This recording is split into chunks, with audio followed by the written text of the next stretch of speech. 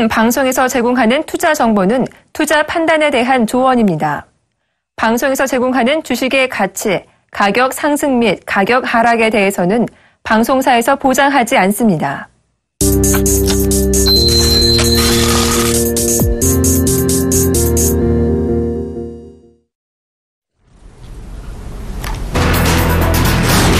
중국 국가통계국은 지난 7월 70개 주요 도시 중 31곳에서 신규 주택 가격이 전월 대비 상승했다고 발표했습니다. 이는 지난 6월 27곳에서 4곳이 늘어난 결과입니다. 미국 경제 전문 방송 CNBC는 7월 평균 신규 주택 가격이 전월 대비 0.3% 상승했다고 보도했습니다. 이로써 지난 5월 0.2%, 6월 0.4%에 이어 3개월 연속 상승세를 기록했습니다. 중국인민은행이 지난 7일 만기 역환매 조건 부채권, 즉 역레포 거래를 통해 시중에 1,200억 위안, 하나로 22조 716억 원 규모의 유동성을 공급했다고 발표했습니다. 이는 인민은행이 지난해 1월 14일 만기 역레포 거래를 통해 1,500억 위안을 공급한 이후 약 19개월 만에 최대 규모입니다. 전문가들은 인민은행이 유동성 공급 규모 확대를 통해 최근 위안화 절하에 따른 자본 유출 우려에 대응한 것이라고 분석하고 있습니다. 미국의 주택 착공 건수가 약 8년 만에 최대치를 기록했습니다. 미국 상무부는 미국의 지난달 주택 착공 건수가 전월 대비 0.2% 증가한 120만 6천 건을 기록했다고 밝혔습니다. 이로써 미국의 주택 착공 건수는 2007년 10월 이후 최대치를 기록했습니다. 다만 시장의 예상치인 0.5%는 밑돌았습니다. 미국 상무부는 지난달 미국의 건축 허가 건수가 전월 대비 16.3% 감소한 111만 9천 건을 기록했다고 밝혔습니다. 이는 시장의 예상치인 8.2% 감소를 밑돈 것입니다. 블룸버그 통신은 이에 대해 미국 규제 당국이 미국 북동부의 주택 관련 법률의 변화로 허가 건수도 시소 타기를 거듭하는 중이라고 지적했습니다.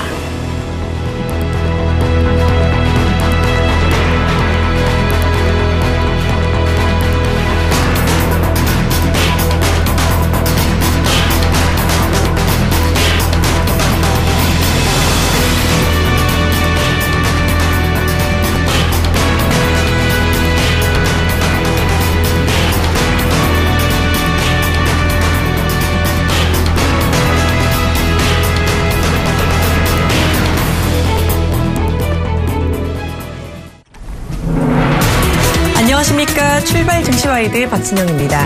자, 어제 이 시간까지만 해도요, 제가 글로벌 증시가 우리 빼고 전체적으로 다 좋았다라는 말씀을 드렸는데요. 이 하루 만에 글로벌 증시 일제히 파란불을 켜는 모습을 보였습니다.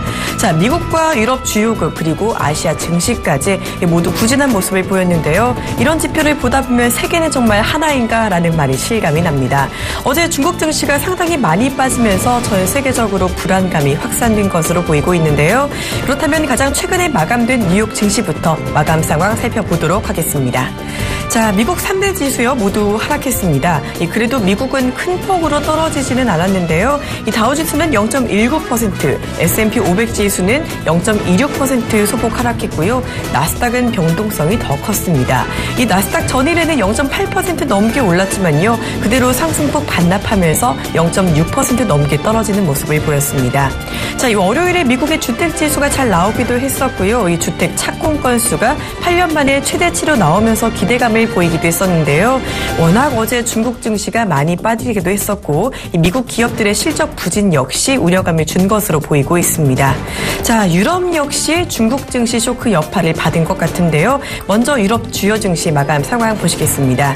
자, 영국 지수 전일보다 0.37% 빠졌고요. 독일과 프랑스 증시 나란히 0.2% 넘게 하락하는 모습을 보였습니다. 유럽도 그래도 아주 크게 빠지지는 않았는데요. 이 중국 우려감이 나타나고는 있지만 미국의 부동산 지표가 잘 나타나면서 미국 경기 회복에 대한 기대감 역시 함께 작용한 것 같습니다. 자, 이어서 유가 살펴보도록 하겠습니다. 자, 요 며칠간 유가도 상당히 많이 하락했었지만요. 어제는 혼조세를 보였습니다. WTI가요, 전일에는 배럴당 42달러를 하회했었지만 다시 42달러선 회복하는 모습을 보였었고요. 이 반면에 브렌트유는 소폭 하락하면서 88.81달러 기록하는 모습 보였습니다.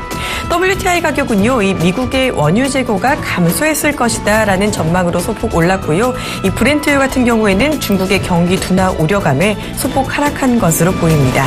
자, 그렇다면 어제 시장을 뒤흔들었던 아시아 증시, 그중에서도 중국 증시를 좀 살펴봐야 할 것 같은데요.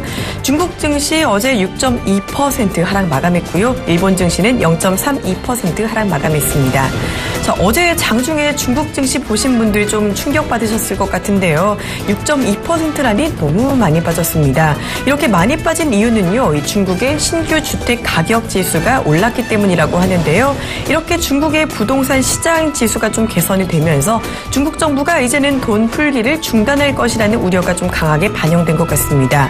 이 중국 증시 지난 6월에 크게 빠진 이후 다시 조금 안정을 찾나 싶더니 이렇게 어제 크게 하락하는 모습을 보였었네요. 이어서 국내 증시 살펴보도록 하겠습니다. 국내 증시는요, 중국만큼은 아니지만 그래도 꽤 부진했던 모습을 보였습니다. 국내 증시 마감 상황 보시면요, 어제 코스피는요 0.6% 하락했고 코스닥 무려 3% 넘게 빠지는 모습 보였습니다.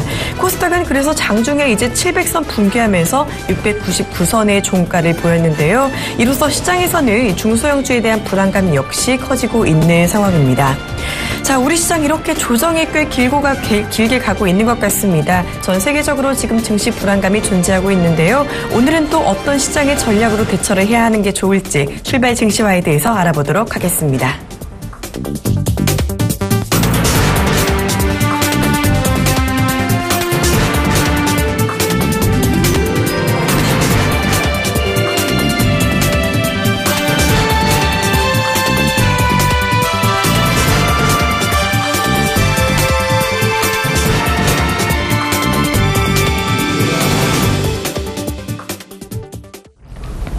네, 글로벌 증시의 주요 이슈와 전망, 경제학 교수에게 들어보는 시간이죠. 경제학자에게 듣는다 시간입니다.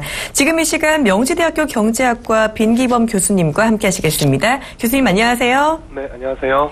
네, 먼저 미국의 주택 지표 리뷰를 좀 부탁을 드릴까 합니다. 월요일에 발표된 미국의 주택 지표가 10년 만에 최고치를 기록했고요. 또 이 미국의 주택 착공 건수 역시 8년 만에 최대치를 기록했다는 이야기가 나오고 있는데요.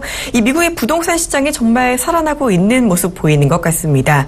그런데 사실 이렇게 부동산 지표가 잘 나오면요, 이 미국 경기가 회복할 거란 기대감이 생기면서 또 9월의 금리 인상 기대감 역시, 우려감 역시 좀 고개를 들지 않나 싶은데요. 이 교수님께서는 미국의 주택 지표 어떻게 보셨는지가 궁금하고요. 이와 더불어서 내일 새벽에 발표될 이 7월 FOMC 의사록은 어떤 이야기를 담게 될지도 궁금합니다. 네. 지금 말씀하신 대로 미국 시간으로 17일 미국 상무부의 발표에 따르면 9월 달에 지금 주택 착공 건수, 지난달에 주택 착공 건수가, 거의 8년 만에 최고치를 기록을 했습니다. 그럴 정도로 계속 미국의 주택 시장, 그리고 부동산 시장의 어떤 호조는 지난 한 1, 2월부터 계속 이어져 오는 그런 추세이고요. 또 한편으로는 지금 미국에서 제조업 분야에서의 어떤, 이 성과를 나타낸 제조업 지수 쪽이 성과가 안 좋았던 반면에, 이 부동산 지표 쪽에 특히 미국 주택건설협회가 발표하는 이 주택시장 지수가 수치로는 60일로, 지난달에 최고치를 경신을 해서 결국 10년 만에 최고치가 나올 정도입니다. 그래서 14개월 연속 기존 수치인 50을 넘어선 것이 계속 유지가 되고 있습니다. 이럴 정도로 하여튼 미국에서 부동산 경기가 여전히 호조를 이어나가는 정도가 아니라, 이 주택 부분만큼은 굉장히 이 아주 완연한 그런 회복이다, 이렇게 볼 수가 있겠고요. 지금 사실 이 굉장히 많이 풀린 유동성이 어떤 실물 경제의 생산 분야보다는 상대적으로 좀 돈을 쉽게 벌 수 있는 분야로 파악될 수 있는 어떤 자산시장, 특히 이제 부동산 시장이나 주식시장으로 많이 또 몰려들다 보니까 전 세계적으로 지금 주식시장 그리고 부동산 시장이 실물 경제의 침체에도 불구하고 좋은 성과를 보이고 있는 것은 유사한 현상이겠습니다. 물론 이제 중국 같은 경우에 지금 버블의 어떤 붕괴 조짐도 나타나고 있긴 하지만요. 하지만 미국에서 하여튼 이 부동산 시장은 주식 시장보다도 훨씬 더 좋은 그런 어떤 호전 그리고 어떤 또 버블의 우려까지도 또 있을 수 있을 만큼 그런 좋은 성과를 보이고 있고요. 이게 결국은 이 어떤 경기에 대한 판단에 굉장히 또 중요한 영향을 미치게 될 거고, 지금 특히 미국의 이 금리 인상에 있어서는 상당히 중요한 요인이 될 것으로 충분히 우리가 예상을 해볼 수가 있겠습니다. 그래서 지금 곧 미국 시간으로 미국 시간으로 19일이죠. 그래서 지난달에 FOMC 의사록 공개가 있게 되고, 또 하나 이 샌프란시스코 연방준비은행 총재가 연설이 또 미국 시간으로 20일 날 있습니다. 이 존 윌리엄스 총재인데요. 이분은 이제 9월달에 이 금리 인상을 상당히 지지하는 그런 인물로 알려져 있습니다. 그래서 아마도 지난 7월 FOMC 의사록에는 아마도 9월 인상으로 빨리 금리를 인상을 해야 된다라는 측과, 아직은 지금 고용 분야는 상당히 안정돼 있지만은 특히 물가 상승률 부분에 있어서 아직은 금리를 인상할 때가 아니다라는 그런 다른 측과의 아마 상당한 그런 논쟁이 있었을 것으로 예상이 됩니다. 네, 미국 주택 경기만큼은 조금 완연한 회복이다라고 말씀을 해주셨고요. 이 역시 금리 인상을 하기에 좀 주요한 요인이 되지 않을까라고 말씀을 해주셨는데요. 이 미국 경기 지표, 사실 교육 지표에 이어서 부동산 지표도 좋게 나타났는데, 일단은 물가 지수가 아직은 조금 더 안정이 돼야 하는 만큼 곧 발표될 FOMC 의사록에서 어떤 이야기가 나올지는 조금 더 지켜보시는 게 좋겠다고 말씀해 주셨네요. 자, 교수님, 이제 중국 이야기를 안 할 수가 없지 싶습니다. 이 중국 증시가 사실 지난 6월 한 달 동안 한 2,000포인트 가까이 급락하면서 증시 쇼크가 있었는데요. 어제 또 중국 증시가 6% 넘게 하락을 했었죠. 이것이 바로 중국에 대한 부동산 경기 기대감이 나오면서 이 경기 부양책이 조금은 감소하지 않을까라는 우려감이 작용한 것 같습니다. 이 와중에 중국이 22조 원 규모의 돈을 또 풀었다는 이야기가 나오고 있고요. 일각에서는 또 추가적으로 지준율을 인하하지 않겠느냐, 이런 이야기까지 나오고 있는데, 이 교수님께서는 중국의 이런 조치에 대해서 어떻게 생각하시는지요? 예, 지금 중국 경기의 둔화세가 아주 급작스럽다 보니까 이 중국의 정부와 중앙은행 인민은행 통해서 각종의 경기 부양책들을 급작스럽게 좀 쏟아내고 있는 그런 형국이라고 생각이 됩니다. 그래서 지금 물론 이제 이 기준금리도 대략 한 4~5% 정도대가 되기 때문에, 이걸 갖고 어떤 조절하는 그런 수단으로 활용을 해볼 수도 있겠지만, 이거 외에도, 각종의 그런 수단들을, 이용을 하고 있는데요. 여기는 지금 말씀하신 어떤 지준율 인하라든가, 어떤 지급준 비율 인하 이런 것들 다 포함할 수가 있겠고, 또, 지난주까지만 해도 예상하지 못했던 이 위안화 환율에까지도 이 중국 정부가 어떤 경기 침체에 대한 그런 대비 차원에서 자국 위안화 환율을 평가 절하시키는 이런 정책까지도 사용을 하고 있는 그런 상황입니다. 거기에다가 지금 말씀하신 대로 이런 여러 가지 어떤 금리나 지준율이나 어떤 지급준 비율 외에도 또 직접적으로 이제 이 유동성을 시장에 공급하는 그런 정책을 또 상당히 또 지금 꾸준히 해오고 있고, 또 최근에 들어와서 상당히 이 급작스럽게 대규모의 유동성 공급을 하고 있습니다. 그래서 지금 이 보도에 따르면은 거의 앞으로 인민은행이 1,200억 위안, 우리 돈으로 한 22조 원 정도나 되는데, 이 정도면은 작년 2014년 1월 이후에 거의 한 2년 만에 최대 규모가 되겠는데요. 이 시장에서 RP, 특히 이제 리버스 RP라고 하는 그런 금융수단을 이용을 해서 이 유동성 공급하겠다라고 그렇게 발표를 했습니다. 그래서 이는 지난 또 14일에 공급을 했던 400억 위안 비하면은 뭐 한 3배 정도 또 달하는 그런 규모이기도 하고, 또 지난달에도 한 2차례 걸쳐서 한 350억 원, 500억 원 정도로 그 유동성 공급을 하고 있습니다. 그래서 상당히 그 모든 측면에서 거의 뭐 모든 수단들을 다 총동원해서 그 경기 둔화를 방어하고자 하는 뭐 그런 노력으로 볼 수도 있겠는데요. 한편으로는 이런 그 지금 아주 공격적인 그런 유동성 공급은 지금 뭐 지난주에 사실 그 누구도 예상치 못하게 사흘간 연속, 그러니까 첫날에 그 위안화 절하를 했을 때도 이걸로 그 절하가 끝날 것이다라는 예상들도 많이 했었었는데 이를 뒤엎고 거의 사흘간 연이어서 다 합해가지고 한 4.66% 정도로 그 위안화 가치를 그 떨어뜨렸었는데요.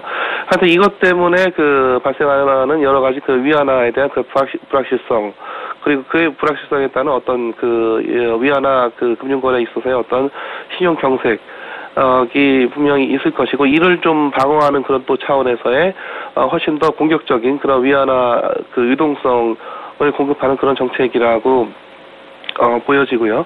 그래서 조금 이번에 그 유동성을 그 대단히 그 대규모로 공급하는 이런 정책은 경기 둔화 문제를 뭐 방어하는 그런 차원의 시책이기도 하겠지만은 지금 뭐 단기적으로는 지난주에 아주 급격한 그런 위안화 절하에 따른 어떤 후속 그런 조치가 아닌가 생각이 됩니다. 네, 유동성 공급 22조 원이라는 큰 규모의 공급인데요. 이 공격적인 경기 부양 정책이라고 할 수가 있겠는데, 이 중국의 부동산 지수는 상당히 좋았는데요. 그래서 사실 아까 말씀하신 게 부동산에 대한 버블 우려감도 있다라고 하셨잖아요. 그렇다면 이 중국의 부동산 지표, 이 신규 주택 가격 상승에 대해서는 또 어떻게 보시는지가 궁금합니다. 일각에서는 부동산 지표가 나오면서 이 경기 부양책이 이제는 조금 줄어들지 않을까라는 우려감도 존재하고 있거든요. 어떻게 보시는지요? 예, 지금 이제 중국 경제는 거의 이 구조적으로 또는 뭐 체계적으로 이 경기 둔화의 그런 국면에 들어섰다라고 이제 판단이 됩니다. 이거는 뭐 아무리 이 호황세를 보였던 그런 그 경제를 하더라도, 결국은 어떤 큰 주기를 둔 어떤 그런 사이클이라고 하는 건 있기 마련이고, 결국 그런 어떤 거대한 추세를 뭐 사실 거스르기는 뭐 쉽지가 않은 것이고, 다만 이제 정부나 중앙은행은 그런 사이클 중에서 안 좋은 국면으로 들어갔을 때, 특히 경기 침체 국면으로 들어갔을 때 이제 이거를 어느 정도 이제 방어를 할 수 있느냐 하는 뭐 이런 방어를 하는 해서 좀 완화하는 정도의 그런 뭐 시책들이 이제 가능하다라고 판단이 되고요.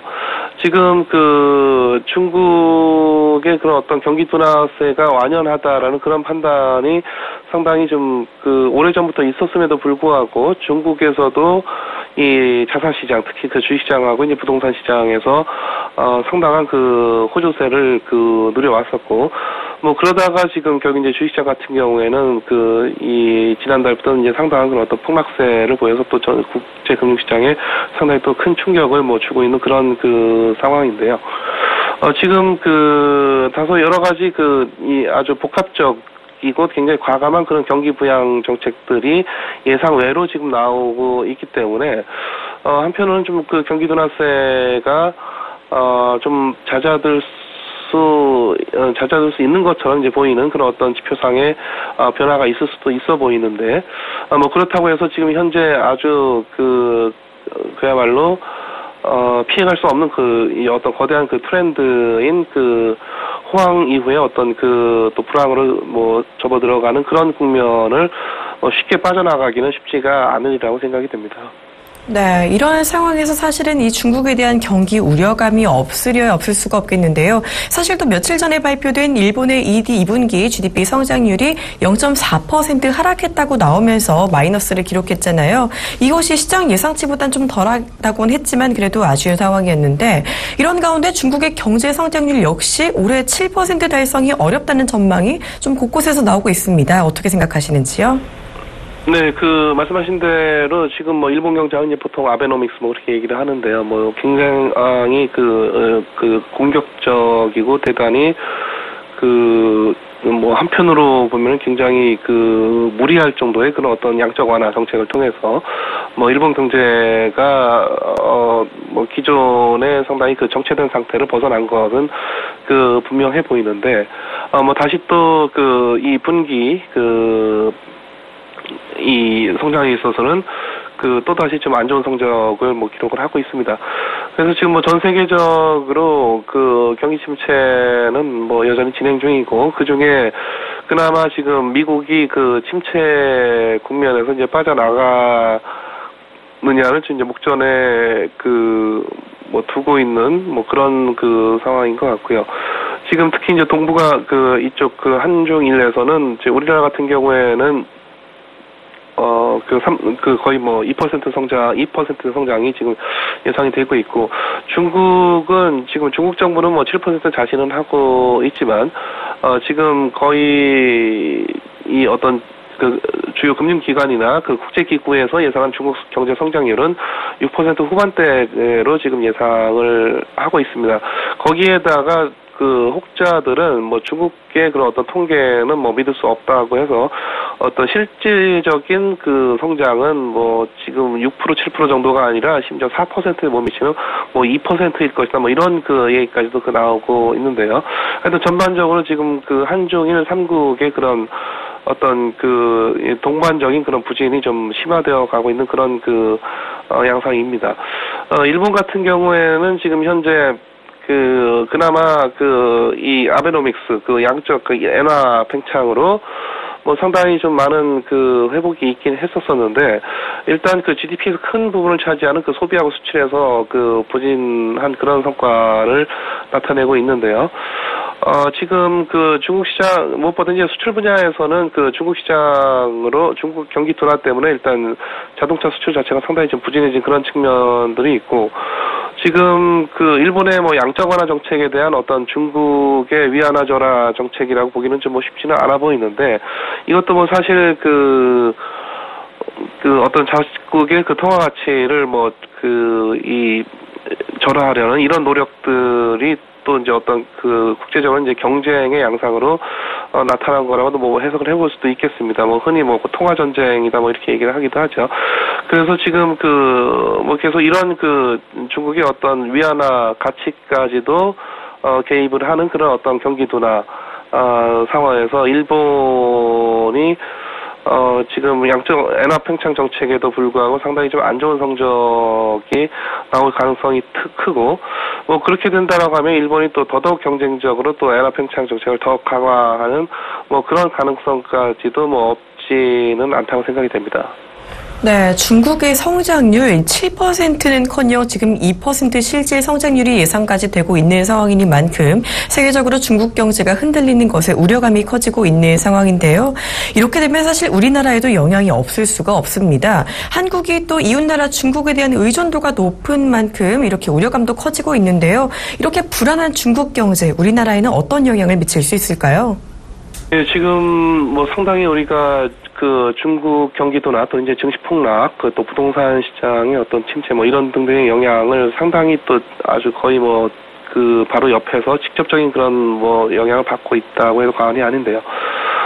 지금 뭐 이 수치가 아주 뭐 확실한 건 아니겠지만은 지금 우리나라 한국개발연구원에서 발표한 연구 결과에 따르면은 중국의 성장률이 1%포인트 하락하면 한국의 성장률이 맥시멈 0.17%포인트까지 떨어질 수 있다고 그렇게 분석을 했는데, 뭐 그럴 정도로 우리가 그 중국은 우리와의 그 최대 교육국이고, 뭐 그런 측면에서 이 경제적인 그런 의존도가 상당히 큰 국가임을 뭐 자명하고, 이미 몇 년 전부터 미국에 비해서 훨씬 더 우리 그 경제에 그 큰 영향을 미치는 그런 국가로 지금 등장을 하게 됐습니다.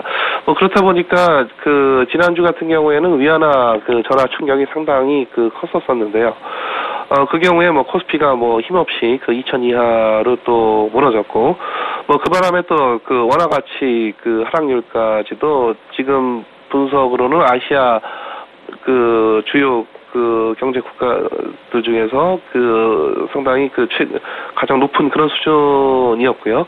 또 하나 우리나라 CDS 이 신용 디폴트 수합이라고 하죠. 이쪽 CDS 프리미엄의 상승률은 뭐 전 세계 주요 한 53개국 중에서 첫 번째 두 번째로 높았던 것으로 그렇게 분석이 되고 있습니다. 뭐 그럴 정도로 뭐 우리는 굉장히 중국 경제의 어떤 변화에 상당히 직접적으로 이제 직면을 하고 있고, 또 그나마 우리나라가 상당히 안 좋았던 경기 침체에도 뭐 이 정도를 또 버티게 해주었던 또 원인이 또 최대 교육국인 또 중국이기도 했었었는데요. 하여튼 중국이 그런 경기 둔화와 뭐 침체의 시작은 뭐 분명해 보이고요. 뭐 그런 측면에서 사실 수출이나 어떤 경상수지 뭐 개선 등이 쉽게 좋아지기는 뭐 어려운 상황이 아닌가 생각이 됩니다. 그런 측면에서 보다 정부의 정책적으로는 좀 더 내수나 고용에 집중을 해야 될 때가 아닌가 생각이 됩니다. 네, 이렇게 중국의 대외 의존도가 높은 만큼 우리나라 경제 우려감이 조금 나타나고 있는 상황입니다. 우리 정부도 이에 대해서 무슨 정책을 좀 내놓아야 하지 않을까라고 말씀을 해주셨는데요.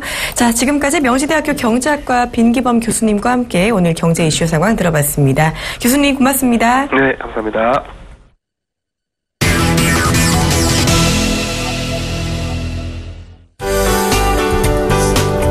시청자 여러분 안녕하십니까. 신문 읽어준 남자 예병군 멘토입니다.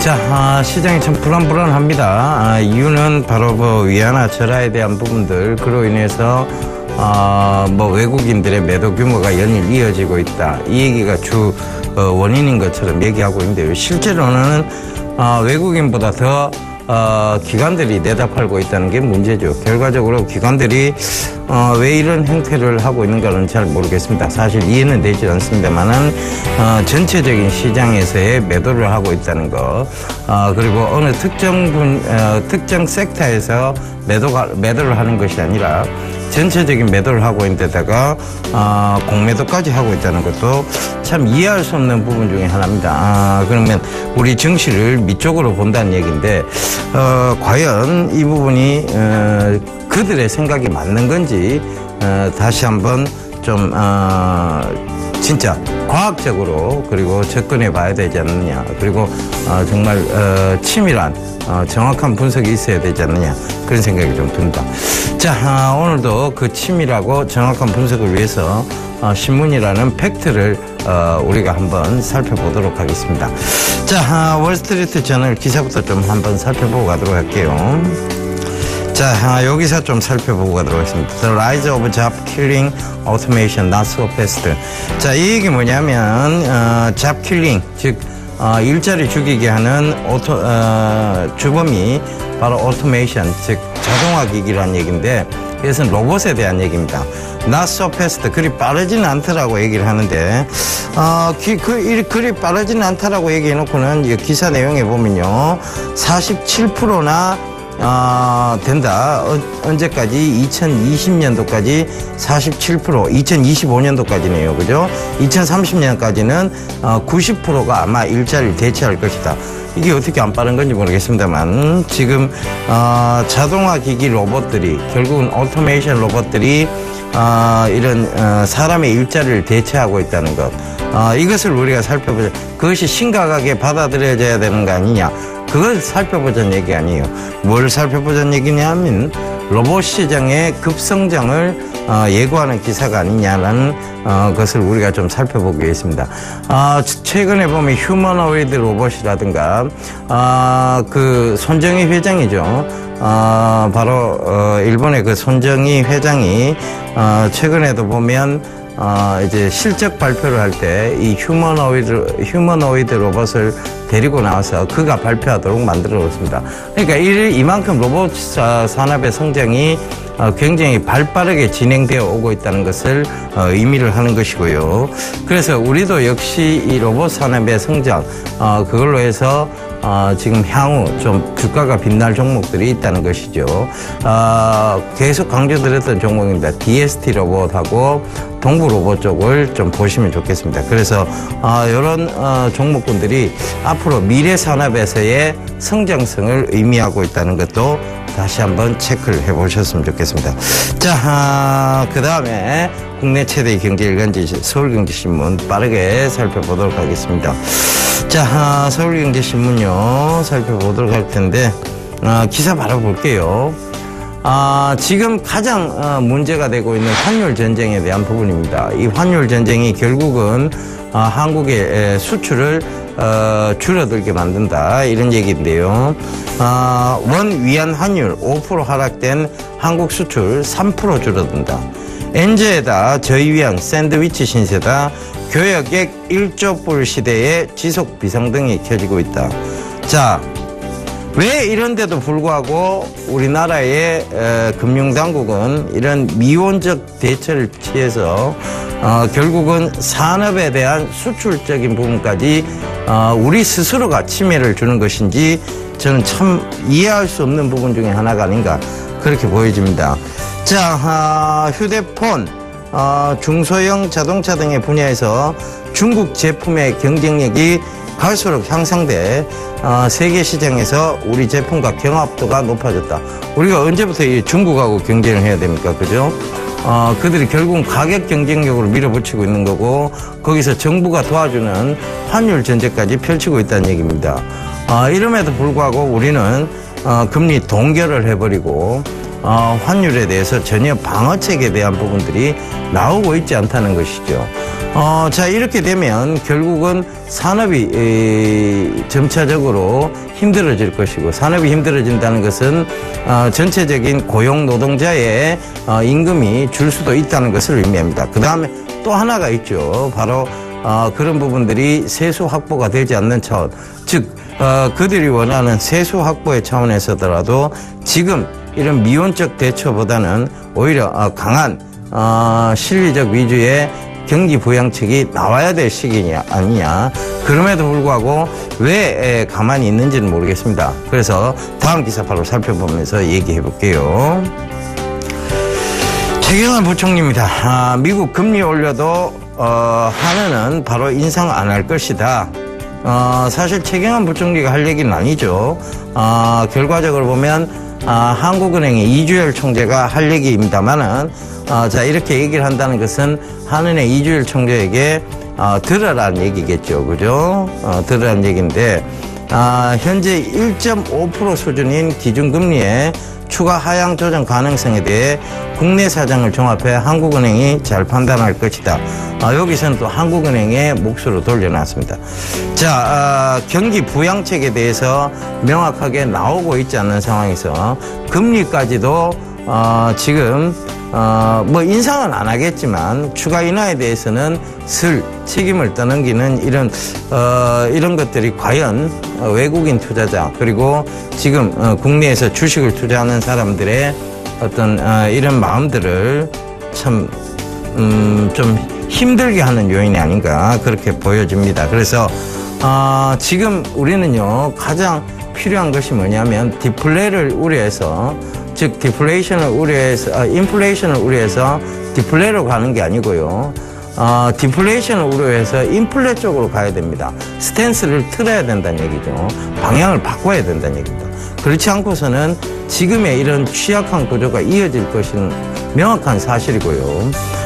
그 다음에 지금 산업 구조가 취약한 것보다는 주식시장, 즉 우리나라의 주식시장의 구조 자체가 너무 취약하다.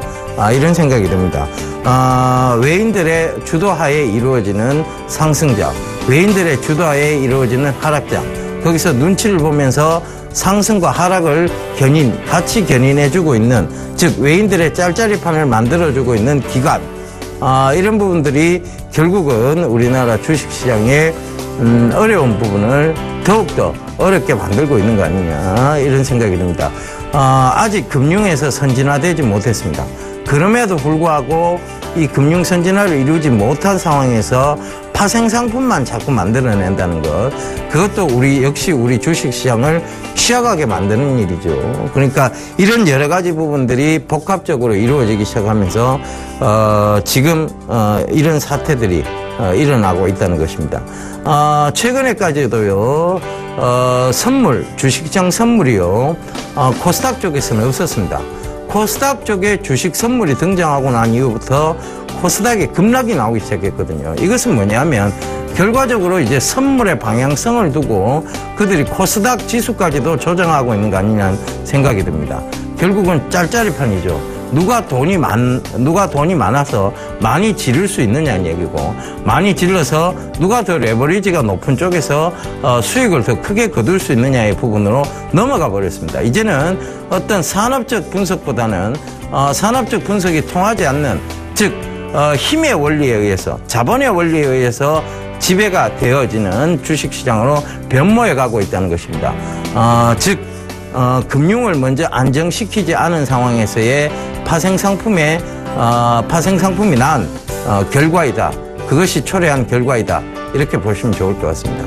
자, 주식 선물, 그리고 이런 것까지 굳이 우리가 만들어낼 만큼 금융을 안정화시켜 놓았느냐, 아니면 그들에게 이런 주식 선물에까지 단기적 이익을 거둘 수 있도록 그 이익을 또 국내에 내놓을 수 있도록 바로 우리가 한국형 토빈세를 만들어놨느냐, 정착시켜놨느냐, 그런 부분에서도 아무런 대책이 없습니다. 그런 상황에서 파생상품만 자꾸 만들어냈다는 것이죠. 그것이 빚은 결과이고, 그것이 만들어낸 급락세고, 시장이 어떤 특정 분야, 어떤 분야에서 빠지고 올라오는 것이 아니라 전체적으로 확 밀고 전체적으로 떨어지는 그런 쪽으로 보시면 좋을 것 같습니다. 그래서 그런 부분들 참고를 해보셨으면 좋겠고요. 자, 이런 부분들이 결과적으로는 우리 주식시장에 이런 상황들을 만들어내고 있는 거 아니냐, 그렇게 보여집니다. 자, 다음 기사 바로 볼게요. 삼성, 하이닉스, 모바일 디램, 글로벌 점유율 80% 돌파. 자, 이것조차도 이해할 수 없는 부분입니다. 삼성전자와 하이닉스가 있습니다. 삼성전자는요, 스마트폰과 모바일 디램을 같이 생산하는 쪽입니다. 하이닉스는 이 반도체 쪽에만 집중을 하고 있죠. 그런데 전일도 보면요, 삼성전자는 조금 올랐어요. 시총 상위주라고 해서. 그러니까 지수 방어 역할을 했는 것이죠. 그런데 하이닉스는 빠졌습니다. 그럼 산업적 측면은 어디서 있느냐 하면 하이닉스 쪽이 아니죠. 바로 삼성전자의 스마트폰 쪽에서 중국의 샤오미라든가 화웨이가 산업적 침해를 하고 있습니다. 그럼에도 불구하고 전일 시장은 삼성전자 쪽이 오히려 오르고 하이닉스 쪽은 빠지는 이런 이상한 형태가 자꾸 나온다는 것이죠. 즉 산업적 분석이 필요 없는 파생상품이 몸통을 흔드는, 즉 외대독 현상이 지속되고 있다는 것입니다. 그래서 이런 부분들이 과연 이 기사의 내용과 전혀 다르게 흘러가는 시장, 그것을 만들어내는 것이 결국은 기관들의 행태가 아닌가, 그렇게 보여집니다. 자, 한국 반도체 업계의 세계 모바일 디램 시장 점유율이 지난 분기 80%를 돌파하며 역대 최고치를 기록했습니다.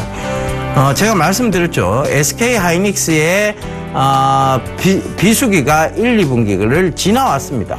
그럼에도 불구하고 그들은 좋은 실적을 발표했고, 지금 3, 4분기에까지도 최고의 실적을 지금 만들어 나가고 있는 상황입니다.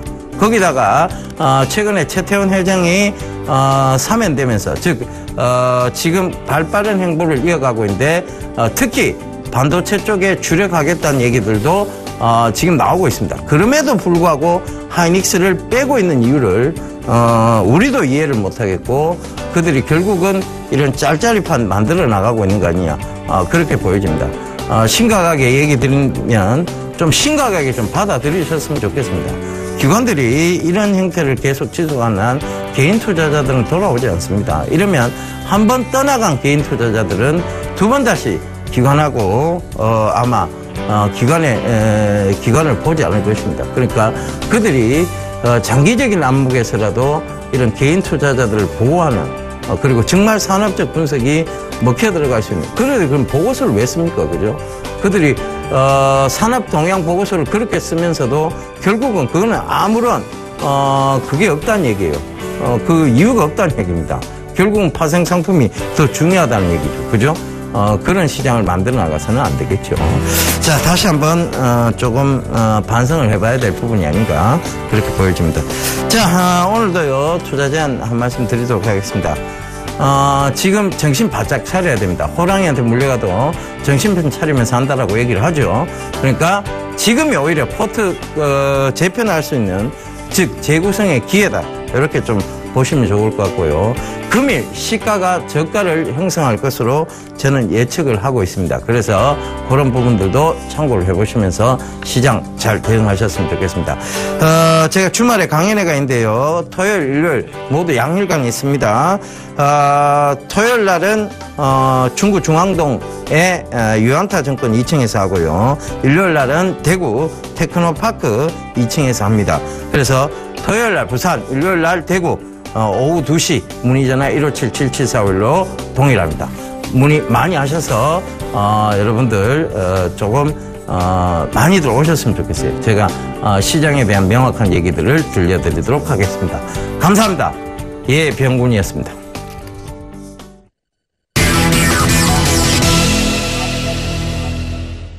네, 국내 시황의 대과와 함께 시황 전략자 보는 시간입니다. 자, 오늘은 아데나 투자주문 신승용 대표와 함께 하시겠습니다. 대표님 안녕하세요. 네, 안녕하십니까.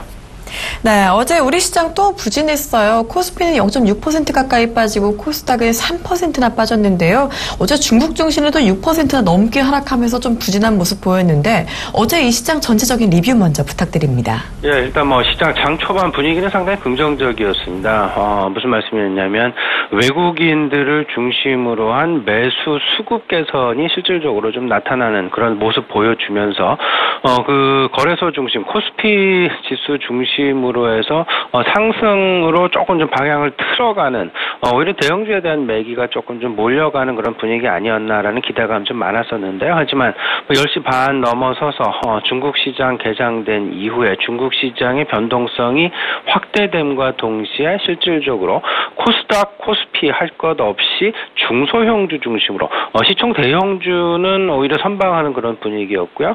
중소형주 중심, 특히나 중국과 관련된 중국의 성장 기대감을 가지고 한동안 시장 내 주도주 역할을 했었던 그런 업종군들, 종목군들을 중심으로 해서 큰 폭의 하락을 보이는 그런 하루였다. 이렇게 좀 생각이 좀 많이 듭니다. 일단 그 G2발, 미국발 그리고 중국발 불안 요소는 계속해서 진행되고 있다라고 봐야 될 듯 하고요. 그다음에 그 문제는 이제 여기서 시장의 안정화가 상당 부분 중요하지 않을까 이렇게 좀 생각을 하는데 전체적인 큰 그림에서 본다라면 시총 대형주 쪽에 대한 수급 이 부분은 상대적으로 좀 안정한 그런 모습을 보인 반면에 중국을 중심으로 한 중국의 상대적인 성장성을 기대하면서 올라왔었던 그런 종목군들을 중심으로 해서 먼저 좀 차익 실현 내지는 불안 요소를 먼저 현금화시키려는 그런 욕구가 좀 상당히 컸었다 이렇게 좀 말씀을 드릴 수 있을 것 같습니다. 중국 시장 어제 6% 이상 급락을 하는 그런 모습 보였었죠. 상장 종목의 50% 이상이 가격 제한폭인 그들의 가격 제한폭인 10%까지 하락하는 폭락하는 그런 모습 보여줬고요. 문제는 중국 증시 침체에 대한 문제가 아니라 중국 경기에 대한 경기 둔화에 대한 우려감이 사실상 투자 심리의 핵심 중앙에 자리 잡고 있다라고 보셔야 될 듯합니다. 이 부분을 놓고서 아마도 시장 내 중국의 경기 부양책, 중국 정부의 경기 부양책에 대한 실망감 이런 부분들이 조금은 좀 시장 내 선 반영이 되면서 중국 증시의 변동성 확대 부분 가져오지 않았나 이렇게 좀 정리가 될 수 있을 것 같고요. 마지막에 이제 그 특징 종목군들 말씀을 드려본다라면 방금 전에도 이제 그 말씀을 드렸지만 중국과 관련된 중국의 상대적으로 기대어서 중국의 의존도가 높은 업종군들을 중심으로 해서 하락폭이 크게 나타났었다라는 것. 특히나 화장품주가 그 중에 하나가 될 수 있을 것 같고요. 여행주 역시 그 중에 하나가 될 수 있지 않을까 이렇게 좀 말씀을 드려봅니다. 반대로 이제 그 상승을 했던 종목도 있었죠. 중간 배당 실시한다라는 만도 11%가 넘는 그런 급등 나타나줬다라는 거. 결국에는 이런 부분들을 좀 생각을 해본다라면 시장은 점점 어떤 그 기대감 스토리 중심에서 실질적으로 실적 중심, 펀더멘탈 중심으로 이제 그 회귀하고 있는 그런 과정으로 전환이 되는 것이 아닌가라는 그런 힌트도 얻을 수 있다라는 그런 말씀드려 봅니다. 네, 어제는 정말 코스피나 코스닥 할 것 없이 어제 중소형주가 좀 많이 불안했었고요. 상대적으로 대형주가 조금 안정적이었던 하루였다고 말씀을 해주셨어요. 특히 중국의 소비 관련주들이 크게 하락하는 모습을 보였었는데요. 요즘같이 중국 시장뿐 아니라 중국 경기 전체에 좀 우려감이 작용하는 만큼 요즘 중국 시장 상당히 불안합니다. 이 중국 시장의 변동성이 언제까지 지속될지가 또 궁금하고요. 이 사실 6월에 좀 증시 쇼크 한 달 동안 있었잖아요. 이제는 좀 안정화된 게 아닌가 싶은 생각이 들었는데 변동성이 커지고 있는 상황입니다. 예, 맞습니다. 중국 시장 지금 뭐 변동성 이렇다 할 지금 뭐 언제 안정되겠느냐, 이게 과연 언제까지 가겠느냐. 저는 사실상 이에 대한 가장 큰 힌트는 뭐니 해도 미국으로부터 시작되는 금리 인상 부분에 대한 어떤 그 불확실성이 아니겠나, 이렇게 좀 말씀을 드려보겠습니다. G1 변수, G2 변수, 이렇게 얘기들은 많이 하고들 있지만 실질적인 시장 내 가장 중요한 핵심 변수, 첫 번째는 미국의 금리 인상 이슈가 될 것 같고, 두 번째는 중국의 어떤 그 경기 불안에 대한 우려감 부분이 될 것이다라는 것, 경기에 대한 불확실성이다라는 것. 결국 시장의 방향성 찾아가려면 이 두 가지 불확실성이 해소되어야만 시장의 방향성을 찾아가야 될 것 같고요. 그 이전에는 계속되는 변동성 구간이 지속될 수밖에 없다. 그 변동성 구간은 다시 말씀을 드려보면요, 박스권을 크게 이탈할 가능성이 상당 부분 제한적이지 않겠느냐라고도 표현을 할 수 있을 듯합니다. 일단 뭐 계속되는 어제 사실상 장 중반까지만 해도 외국인들의 거래소에 대한 순매수가 좀 지속되는 그런 분위기 나타났었지만, 일단 뭐 장 마감하고 나서 살펴보면 외국인 8일 연속 순매도 부분을 보였었죠. 반면에 이제 그 기관들의 순매수가 조금 좀 연기금 중심으로 해서 들어와 주면서 시장을 조금은 좀 안정화시키려는 노력이 좀 많이 보였다라는 그런 말씀 좀 드려보겠습니다.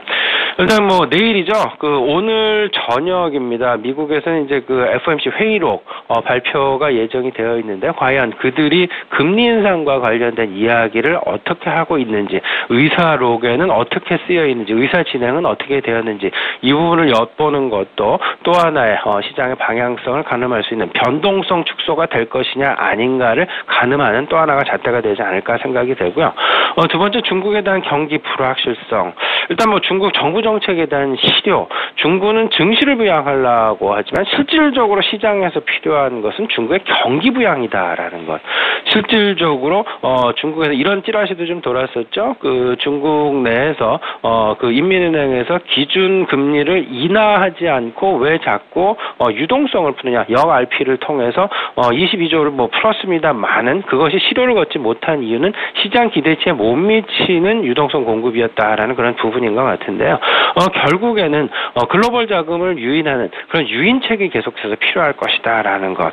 여기서 이제 그 힌트 부분은 이렇습니다. 저는 국제 원자재 가격의 반등 기미가 나와줘야만, 결국에는 이제 그 국제 원자재 가격의 하락은 두 가지 원인으로 봅니다. 달러화의 강세 영향도 또 하나의 영향이 될 수 있지만, 그 다른 반대축에 있는 영향은 결국엔 중국에 대한 경기 침체 내지는 경기 불안에 대한 우려감의 상대적인 표현이다라고 생각이 되는데, 국제 원자재 가격이 결국은 반등 국면으로 좀 들어가 줘야만, 그 얘기는 거꾸로 중국 경기가 살아나고 있다라는 그런 그 증거를 제시함과 동시에 미국 달러화의 약세 기조를 의미하기도 한다라고 생각이 됩니다. 지금 현재 우리가 봐야 될 부분은 그 국제 원유 가격을 비롯한 국제 원자재 가격의 동향이다라는 그런 부분들 좀 말씀을 좀 드려보고요.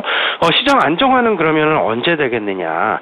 결국은 뭐 시장 안정화, 방금 말씀드렸던 대로 국제 원자재 가격의 안정화가 우선되어야만 금융시장의 안정화가 일어날 것이고, 이를 통해서만 이머징 국가들을 포함한 아시아권 국가로부터 글로벌 유동성, 특히 외국인들의 유동성 이탈을 방지할 수 있는, 오히려 유턴시킬 수 있는, 선회시킬 수 있는 그런 어떤 그 이유 내지는 배경이 될 수 있을 것이다라는 말씀 드려보겠습니다.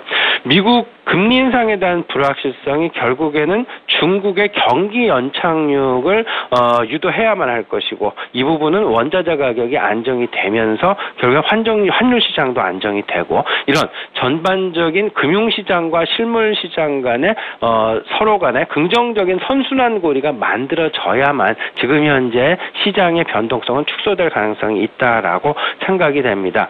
이런 부분들, 이런 상황은 당분간 일단은 좀 진행될 것이다라고 좀 여겨지고요. 그렇다면 우리는 이런 상황 속에서 어떤 종목군들, 어떤 업종군들을 잘 주의 깊게 살펴봐야 될 것이냐 이렇게 좀 말씀을 드려보면 일단 어제 시장의 움직임들을 잘 살펴봐야 될 것이다. 어제 시장의 움직임 세 가지로 요약이 됩니다. 첫 번째는 개별적인 모멘텀을 가지고 있는 종목군들, 뭐 농심이나 만도가 그 대표적인 종목군이 아니었나 이렇게 좀 말씀을 좀 드려볼 수 있을 것 같고요.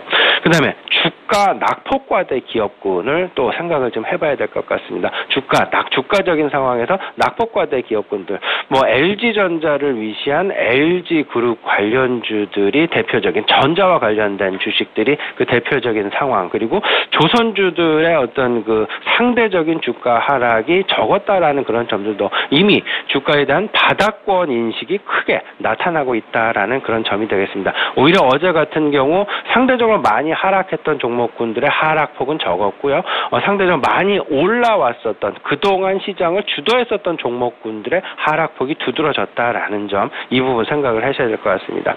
그리고 이제 그 마지막으로 실적 개선 기업군에 대한 관심, 이런 부분들은 이제 뭐 전체적인 큰 그림에서 본다라면 그 뭐 한전도 있을 것 같고요, KTNG도 있을 것 같고, 뭐 경기 방어주라고도 얘기가 될 수는 있겠지만 전체적인 큰 그림에서 본다면 안정적인 어떤 그 성장을 지속할 수 있는 그 기업군에 대한 관심이 필요해 보인다, 이렇게 좀 정리를 해드릴 수 있을 것 같습니다. 네, 중국 시장 안정화의 힌트를 일단 미국에서 찾는 게 좋겠다라고 말씀을 해주셨는데요. 일단 오늘 밤 열릴 FOMC 회의록에 초점을 무엇보다 맞춰보셔야 할 것 같고요. 원유 가격을 포함한 원자재 가격의 동향까지 파악하는 게 좋겠다라고 말씀하셨습니다.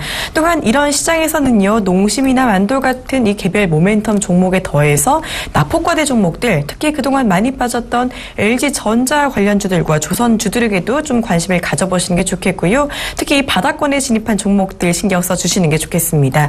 그리고 더불어서 실적 개선 종목들, KTNG 같은 종목들에도 관심을 가지는 게 좋겠다고 말씀을 해주셨네요. 네, 지금까지 국내 시황 전망과 전략, 지금까지 아레나 투자자문 신승용 대표와 함께 잡았습니다. 대표님 고맙습니다. 네, 감사합니다.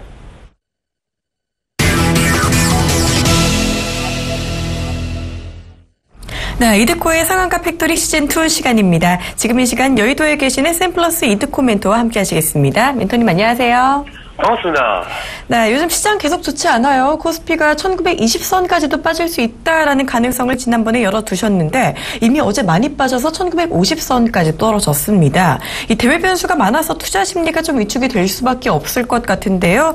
일단 내일 새벽 시간에 또 FOMC 회의록이 발표되면 나아질지도 궁금한 상황입니다. 오늘 시장 포인트 그리고 종목 이야기까지 말씀 부탁드립니다. 글쎄요, 일단 어제 같은 경우에도 상당히 오리지수 낙폭이 컸었던 그런 상황이었다라고 볼 수가 있겠죠. 어제 중국 증시 경기 부양책에 대한 불확실성으로 중국 증시가 마이너스 6% 정도 폭락을 했던 그런 상황이 나오게 되면서 600개 종목이 하한가를 기록하는 상당히 좀 불안한 그런 모습들의 중국 증시의 모습이었는데, 일단 어제 이제 우리 지수 최근에 이제 말씀드리면서 지속적으로 전저점에 대한 지지 확인해야 된다라고 좀 말씀 좀 드렸습니다. 코스닥 지수도 그렇고 코스피 지수도 주도주가 없는 그런 상황에서 전저점 유지적인 측면, 일단 그 부분에 있어서 삼성전자와 연계해서 확인을 좀 해야 된다라고 좀 말씀드렸던 그런 부분이었는데, 어제 삼성전자가 2% 정도 상승하는 모습들, 일단은 바닥권에서 일부 되돌리는 그런 모습들이 좀 나와주었는데, 자, 우리 증시는 이제 주 후반이 상당히 중요해질 것 같습니다.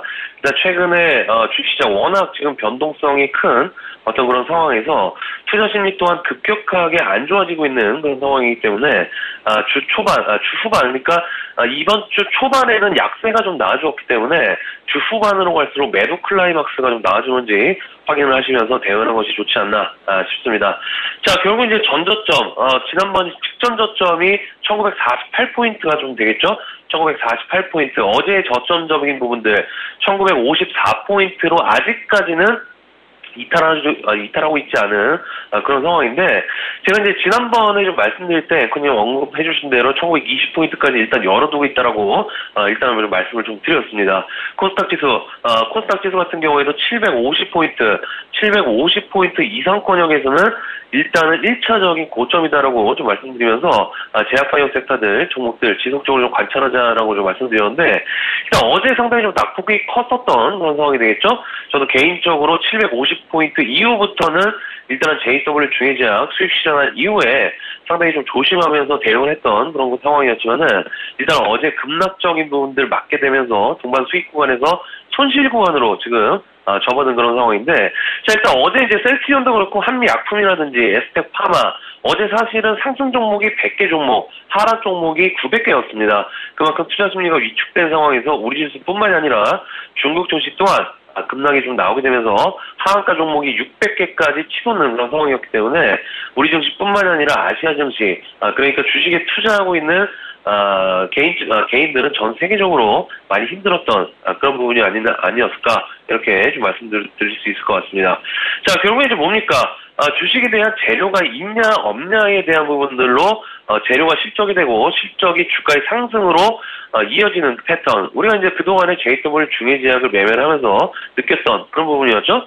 마이너스 17%에서 손실 권역이 들어왔다가 결국에는 상승, 수익 전환으로 매도를 진행하게 되면서 어느 정도 백전백승했던 과거 학습 효과들이 있기 때문에 이 JW 중해제약이라든지 에스텍 파마나 오늘 마찬가지의 관점에서 코스닥의 하락적인 부분들에 있어서 재차 제약바이오 섹터들 종목들 급락이 좀 하락이 좀 나온다라고 했을 때 전저점 다시 한번 확인을 해봐야겠지만은 제가 본 시장은 앞으로 이제 주 후반으로 갈수록 변화적인 측면들이 좀 나올 수 있다라고 좀 생각하고 있기 때문에 자 FOMC 회의 결과적인 측면들 오늘 새벽에 다우지수 함께 체크하시는 부분들이 좋지 않나 싶고요. 자 이제 결국에는 이제 오늘 이제 상당히 좀 중요한 부분이 되겠죠. 오늘 이제 에스테파마 같은 경우 추가 매수 여부 관점 계속적으로 이제 살펴보고 있는 그런 상황인데, 자 중요한 것이 이제 제가 그동안에 추가 매수할 때는 항상 이제 말씀을 좀 드렸던 부분인데, 이번에 에스테파마는 추가 매수 관점을 안 드리고 있는 그런 부분이 되겠습니다. 그만큼 현재 구간 750포인트 이상권역에서부터 지속적으로 61선 이탈된 코스닥 지수 그런 상황이기 때문에 5일선과 61선에 대한 빠른 회복이 향후 코스닥 지수 변화적인 측면들을 예상해 볼 수 있다라고 좀 말씀을 좀 드렸기 때문에 이제 어느 정도 현금 비중이 있으신 분들이라면은 손절보다는 어느 정도 지수 어느 정도 완화가 좀 된다라고 했을 때 추가 매수 관점으로 보시면서 평균 단가를 낮추시는 전략. 일단은 최근에 일단 코스닥 지수 굉장히 중요한 부분입니다. 5일선 안착한다라고 했을 때 그 이후에 변화적인 측면들 중요하다라고 좀 생각하고 있기 때문에 자 오늘도 코스닥 지수 확인하시면서 대응을 하자라고 좀 말씀 좀 드리도록 하겠고요. 자 그리고 에스테파마 같은 경우는 지금 121선에 대한 지지 오늘 확인 좀 해봐야겠죠. 121선에 대한 지지 나온다라고 했을 때 단기적인 쌍바닥 구간 나올 수 있다라고 판단하고 있기 때문에 기존에 고수했던 27,000원 부근까지의 상승세 계속적인 유지하시면서 대응하자라고 좀 말씀 좀 드리도록 하겠습니다. 자, NH엔터 지속적인 상승과 하락이 좀 나오고 있는 그런 상황이죠. 일단 5만원대 초반권역에서의 움직임, 지속적으로 단기성 자금들이 들어오게 되면서 어느 정도 유지를 한다라고 좀 볼 수 있는 그런 상황이기 때문에 자, NH엔터 같은 경우에도 추가적인 하락보다는 계속적으로 지금 옆으로 기는 개걸음의 모습들이 좀 나오고 있는 그런 상황입니다. 그래서 5만원대 유지되는지 확인을 좀 하시는 게 좋을 것 같고요. 자, 오늘도 해서 관망 포지션 지속적으로 좀 유지를 하셔야 될 것 같습니다. 지난주에 이어서 이번 주도 관망하자라고 좀 말씀드렸는데, 자, 현재 구간 초보자분들이 들어오는 구간은 아니다라고 계속적으로 좀 언급을 드렸습니다. 변동성에 이겨내실 수 있는 분들만 접근 가능하다라고 좀 생각하고 있기 때문에 그 점 참고하시면서 오늘도 관망 포지션 유지하시기를 바라겠습니다. 오늘 사업가 팩토리는 여기까지입니다. 고맙습니다. 네, 시장이 주 초반에 약세가 나온 만큼 주 후반에는 조금 더 관심을 가져보신 게 좋겠다고 말씀해 주셨고요. 오늘 밤에 나올 FOMC 회의록 결과 무엇보다도 지켜보시는 게 좋겠습니다. 자, 어제 시장이 급락하면서 제약바이오의 손실 구간으로 접어들고 있는 상황인데요. 에스테파마는 일단 코스닥 지수와 오늘 121선 지지 여부 지켜보시면서 대응하시는 게 좋겠고요. NH엔터 같은 경우는 5만원 유지 여부 보시면서 전체적으로는 시장의 관망 포지션 가져가시는 게 좋겠다고 말씀해 주셨습니다. 그리고 또 초보자분들은 조금은 쉬어가자는 제안까지 주셨네요. 지금까지 샘플러스 이득 멘토와 함께 상한가 예상 종목들 이 시장 상황 살펴봤습니다. 멘토님 고맙습니다.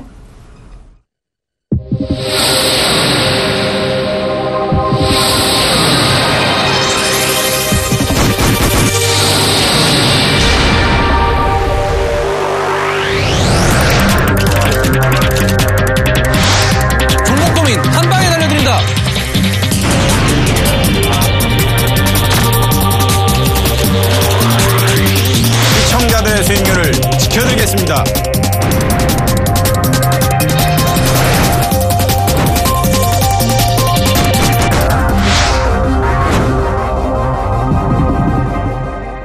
네, 시장에 아직까지 불확실성이 잔존하고 있는 상황이죠. 저희는 잠시 후 2부로 돌아오도록 하겠습니다. 고맙습니다.